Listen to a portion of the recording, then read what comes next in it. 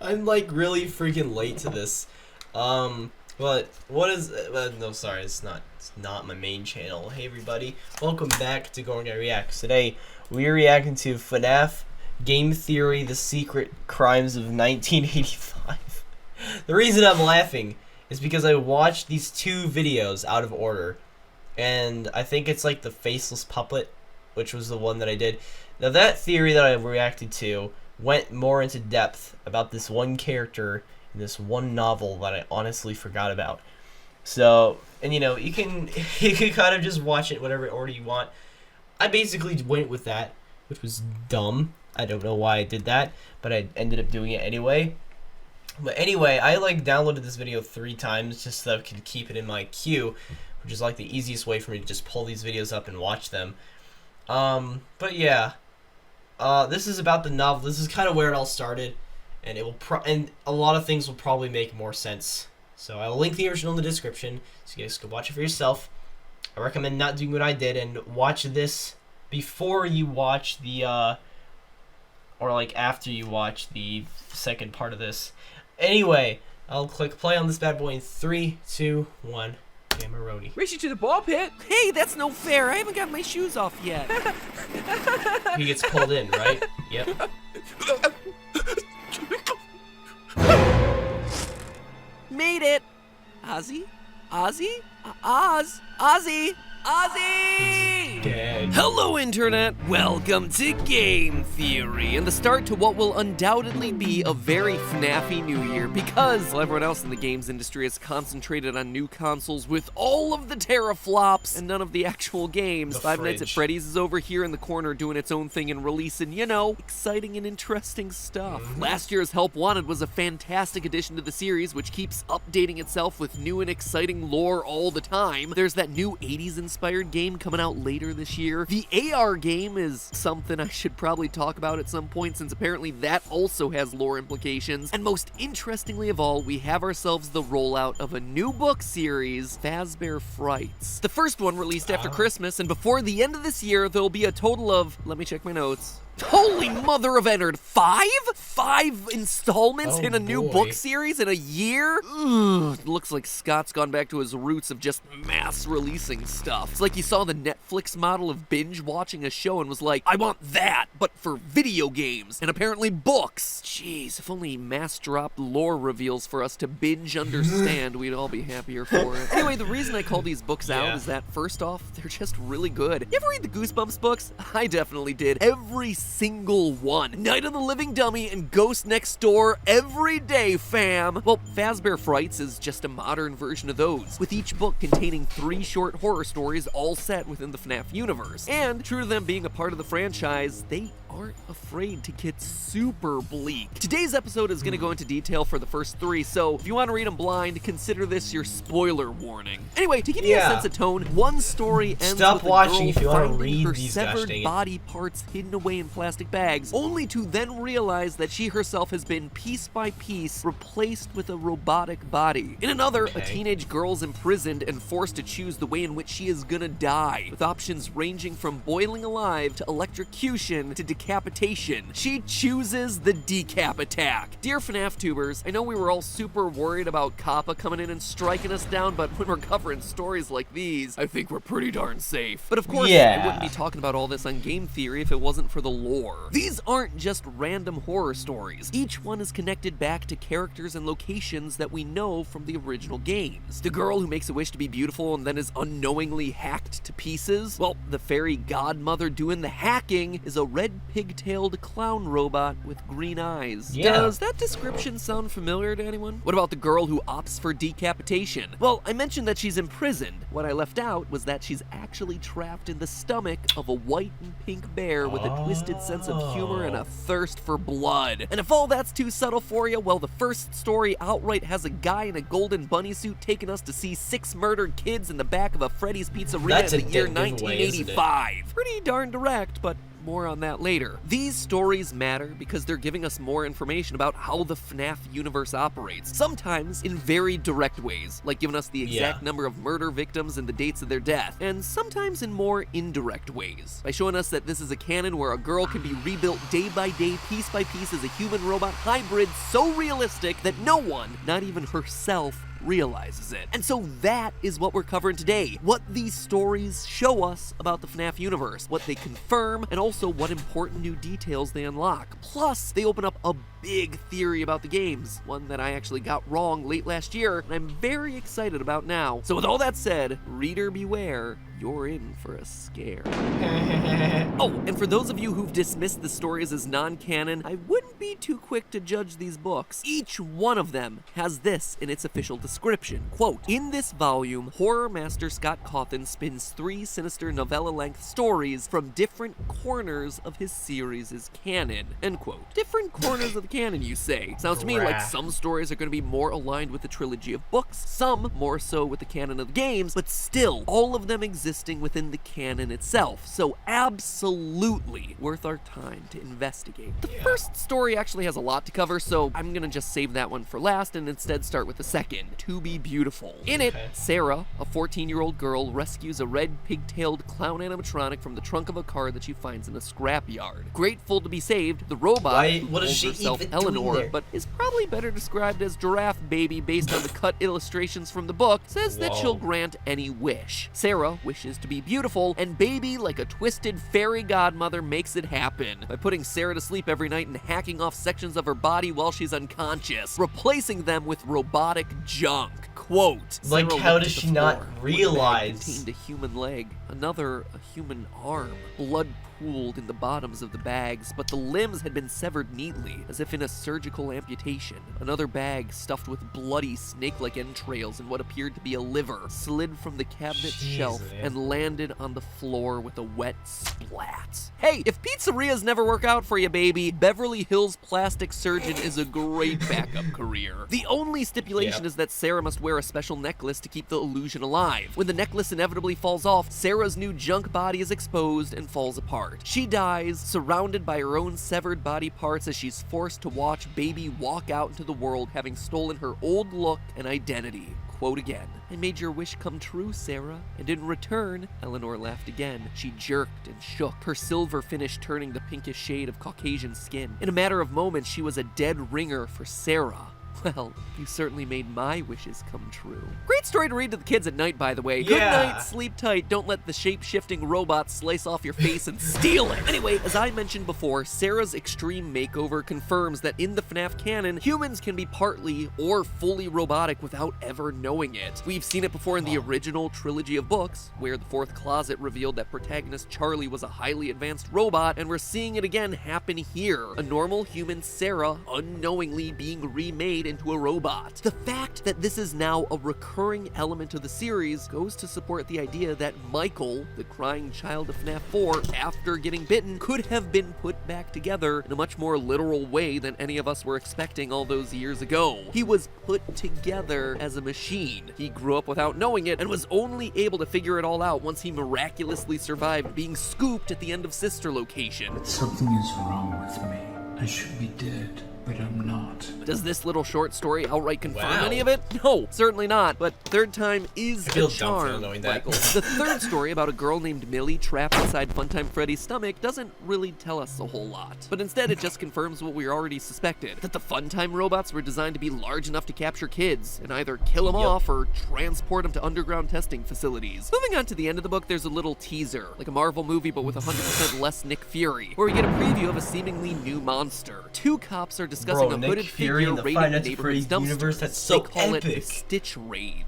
Quote, the Stitch Wraith, witnesses said, was a shrouded figure in some sort of cloak. The detective squinted at a picture that showed the figure pulling what seemed to be a mannequin's torso from the dumpster. The face wasn't a face. Not a human face, anyway. It looked more like a mask. The face was round, and its features were drawn onto the curved white surface. It had dark eyes, one of which looked blackened.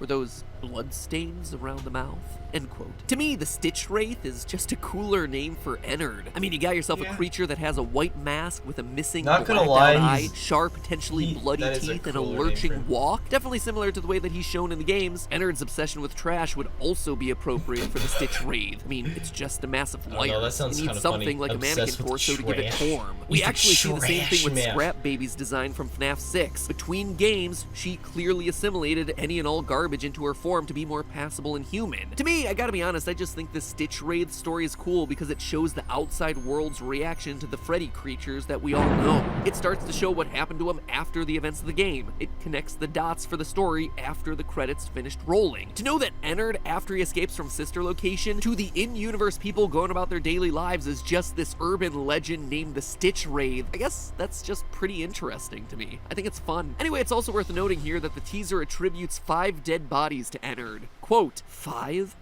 withered bodies with eyes that bled black down the sides of the face, end quote. So it appears that Ennard, after leaving Michael's body, tried to skin suit 5 or so other people. Notice that it says withered bodies. These are bodies that have clearly decayed, just like we saw with Michael's at the end of Sister Location. And the mode of death, them crying black, it's just the body leaking oil as Ennard needs to go and find another skin suit to possess. So that's pretty much everything else. But what I really want to focus on now and in a follow-up mini-theory is the first story of this bunch. The story where the book gets its name, Into the Pit. In it, a video game-loving, anime-obsessed 10-year-old boy named Oswald is forced to spend most of his summer in an old, run-down restaurant named Jeff's Pizza. One day, wanting to pull a prank on his father, he finds himself in a, wait for this, time-traveling ball pit that takes him to 1985, the day where 6 murders have just happened at Freddy Fazbear's Pizzeria. Quote, when the smell of pizza hit Oswald's nose, he understood. He was still in Jeff's Pizza, or more accurately, what Jeff's Pizza had been before Jeff took over. The ball pit was new and not roped off. On the wall was a mural of the same characters performing on stage, the brown bear, the blue rabbit, and the bird girl. Below their faces were the words Freddy Fazbear's Pizza. He even caught sight of a calendar hanging in an open office that helped him pinpoint the date, 1985, end quote. Way to take the mystery out of it there, guys. I was all ready to cross-reference all the arcade cabinets that you saw in the pizzeria and the allusions to the Smurfs and other popular media at the time to find the date, but you just had to go and take that all away from me. Thanks for saving me the research, I guess, but no thanks for taking away my deserving YouTube watch minutes. And here's the first big mind blow of this book series. This video is still 20 minutes though. 2 in this one story. In this story, we get ourselves clear, indisputable evidence that in 1985, 6 kids were killed. Quote, the rabbit stopped in front of a door with a sign reading party room. Half a dozen kids, none of them older than Oswald, their lifeless bodies propped into sitting positions, their legs stretched out in front of them. They were all wearing Freddy Fazbear birthday party hats. Why were their Oswald legs couldn't stretched tell out? how they died, but he knew the rabbit was responsible for it, that the rabbit had wanted him to see his handiwork, end quote. On one hand, it's incredible to finally get ourselves a date and a firm number of dead children. But get ready to change your Facebook status because it is complicated. You see, 1985 has never once been an important date in the series. 1983? Absolutely, that's FNAF 4. 1987? You betcha, that's FNAF 2. We've got ourselves 80s representation everywhere. Mullets and Oingo Boingo for days, but never, not once has there ever been a mention of 1985. And while it might be easy to immediately write that off as a typo or some non-canon event, it's definitely not. Far from it. In fact, for as wacko as it seems, this time-traveling ball pit from a short story and a spin-off series of books takes Oswald back to a pizzeria that we've never seen before, but one that we have absolutely known to have existed since the second game in this series. As proof, let me pull up a clip from my second ever episode on FNAF, back when Purple Guy was actually Phone Guy. Ugh, those were the days. Every Way to Sunday, this game is a prequel. Posters everywhere in Five Nights 2 welcome you to this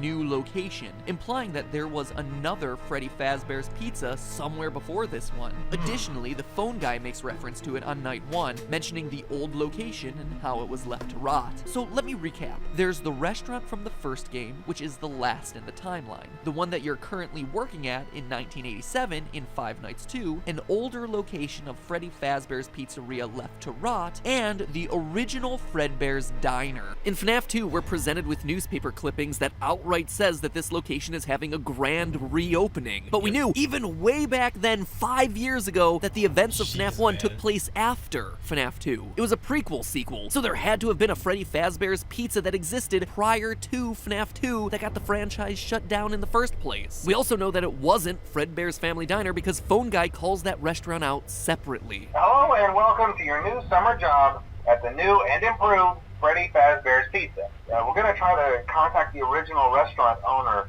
I think the name of the place was Fredbear's Family Diner or something like that. So in this one random little scene from Fazbear Frights, we uncover a pivotal piece of the timeline that's been missing for the last 5 years. A mystery pizzeria that's been gone since the very beginning of this franchise. A pizzeria that looks to be home to the first 6 actual murders of the Fazbear story. In fact, I can actually do you one better. I believe this to be the 6 dead kids that we end up reuniting in the Happiest Day minigame from FNAF 3. Notice that detail about all of them wearing party hats. These were kids all taken from the same party. And the Happiest Day minigame from FNAF 3 has us reuniting them to finally finish the birthday party that got prematurely and gruesomely cut short. This is huge information here, guys! However, true to form, as it always is with this story, not everything lines up. With this being chronologically the earliest set of murders that we see at a pizzeria set before 1987, then we should be seeing the animatronics get possessed here. It's something that we've never actually seen in the games. This should be the missing children's incident, where the victims' bodies are shoved into the suits never to be found, but it's clearly not. The book makes it very obvious that these bodies were clearly out and visible. Quote again, there were noises, but not the usual ones of Freddy Fazbear's. Screams, crying children,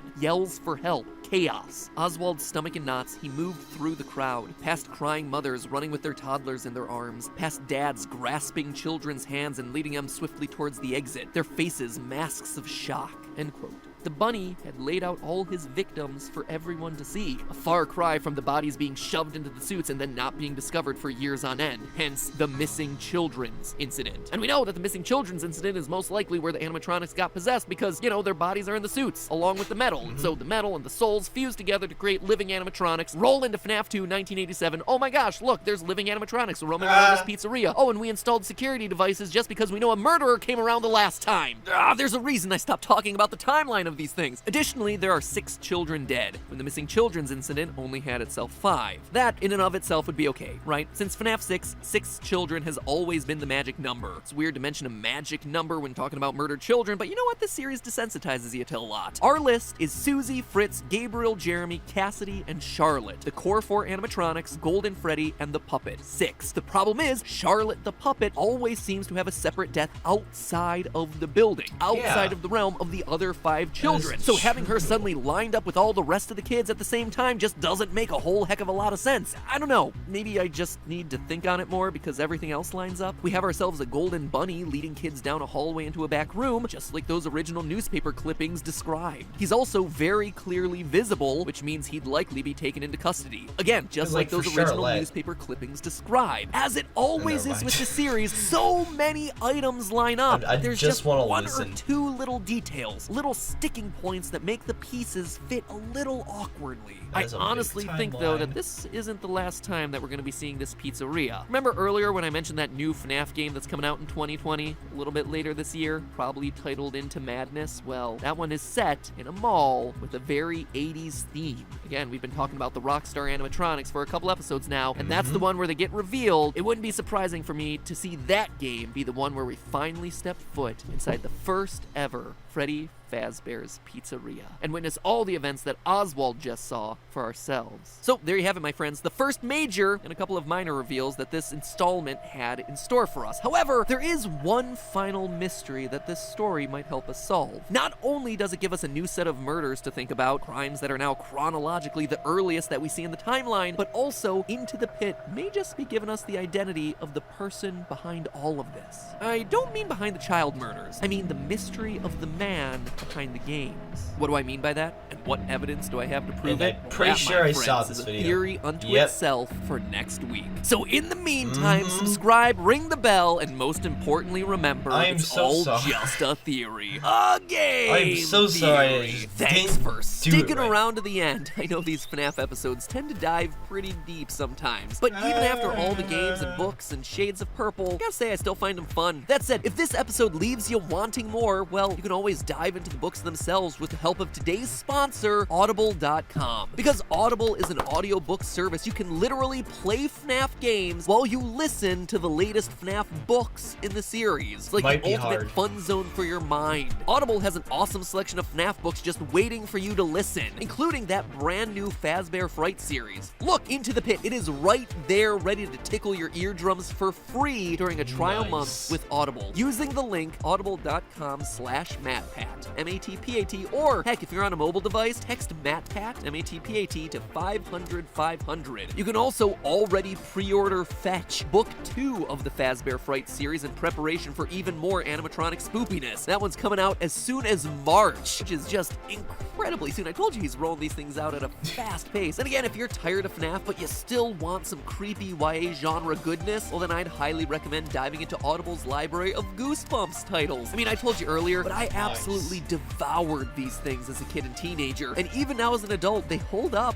really well as fun, easy books to listen to when you're not looking to rack your brain. So Audible has all the classic Goosebumps I loved growing up, including the two I mentioned earlier, Night of the Living Dummy, So Creepy, and Say Cheese and Die. I mean, these things are classics. So if you've read them already and you want a nostalgia hit, boom, Audible's got you covered. If you have never read Goosebumps before and you like FNAF, you are gonna love this series. I guarantee it. So get going. Okay. Your first month is free and includes any free audiobook of your choice, plus 2 Audible originals. Audible works on any connected devices, so it goes with you from work to school to the car to your local time-traveling ball pit. Just kidding. It will go to a ball pit, but you really should stay out of those things. What about my Truly Gucci icky, smart icky places. toilet? So many germs. Anyway, my advice for you today, go listen to audiobooks, stay out of ball pits. Audible.com/MattPat. AUDIBLE.com/MATPAT. I'll be back in short order with a mini theory also about Fazbear Fright. I think I may have found the guy who's actually the programmer of all these games. More on that soon. Alright, that is it for Five Nights at Freddy's, The Secret Crimes of 1985 game theory by the game theorists. I don't know what to say, but it was a great video, okay? Anyway, I will link the original in the description so you guys can watch it. My head kind of hurts, but that was probably expected. Anyway, thank you all for watching, and goodbye.